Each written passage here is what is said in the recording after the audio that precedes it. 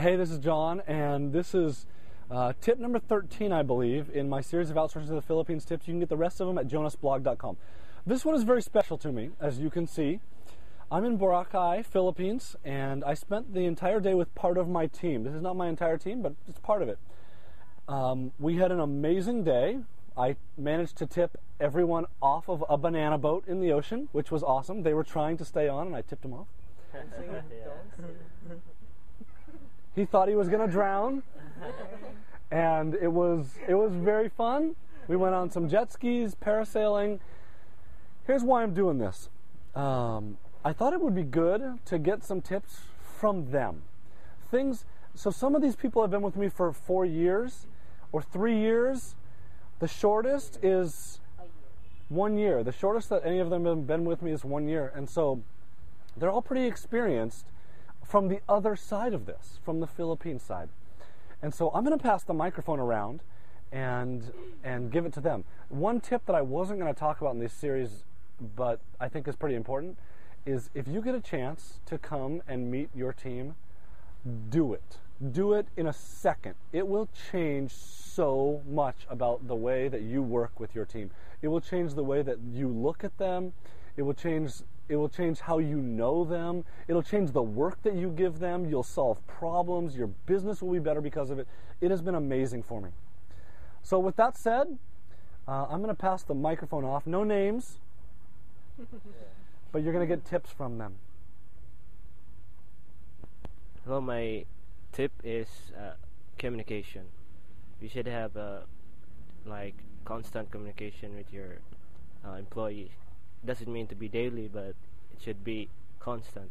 Like updates what is the task and everything. What kind of communication? Like email or audio, Skype, something like that. Audio, Skype, emails. Why? So that you can track the updates and... I didn't plan on grilling them like this. But so that you can track the updates and we don't lose our track to the goal. So that you don't lose your track to the goal. Yes. Okay, you're not talking about micromanaging. No. But you're talking about communication and talking. Yeah. Thank you.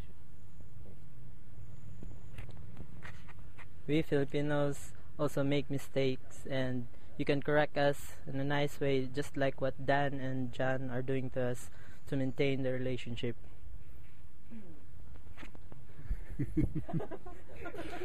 Last night we had a talk, and I yelled at them. And I didn't yell at them, but we had a talk about some of the problems that we've had, how we can solve them. I'll tell you that there were some things happening in the business that could have been way better, and they just weren't saying anything, and I didn't know, and they weren't telling me. So I think what he's saying is you can correct them when they do something wrong, but also remember there's a good way and a bad way to correct people. It's my turn. It's your turn. Yeah. Okay. My tip would be training for those who hired new Filipinos as their workers. Please do train them, because we Filipinos don't know everything. So even though we know something, but we don't know everything. So it's what? Sometimes they don't know anything. Yeah, sometimes. Like when you started. Yeah, when I started, I don't know. I don't know something. So proper training is important, so that the communication, the relationship would be good. So if we fail on something, please don't get mad too much and fire us, because we just need to be trained, and Filipinos are willing to be trained. My tip is in giving instructions. It's very helpful for us, because sometimes we are having hard time understanding the instructions. So videos and audios and diagrams, screenshots is very helpful in giving instructions. be patient with your workers. I mean, they cannot just get what you want them to do in just one day. I mean, it will really take time for them to know the things that you want to do, and don't forget to pay your people, because no matter how hard or how bad their work is or their result, they still work for it. So you really have to pay them. So the reason she says you have to pay them is because she works on part of our business where we are helping Americans recruit Filipinos.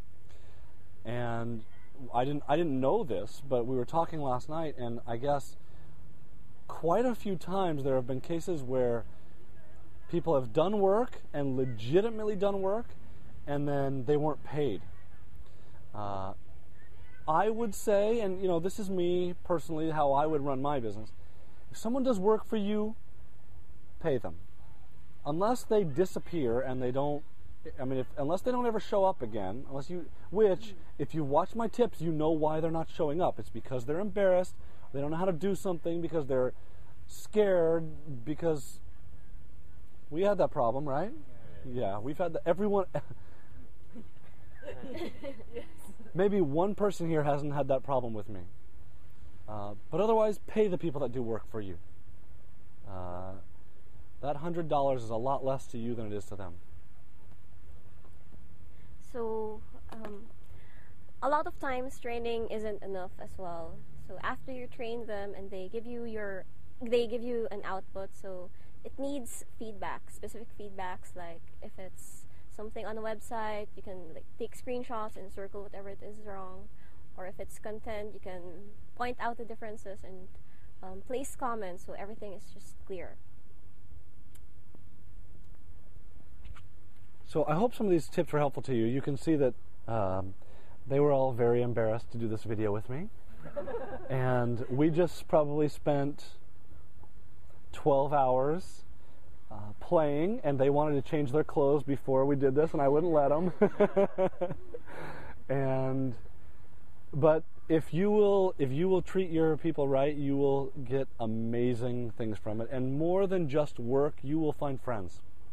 And so the rest of my tips on how to do this are available at replacemyself.com, the 90-minute free audio there, where you can learn so much about why you should be hiring full-time people in the Philippines.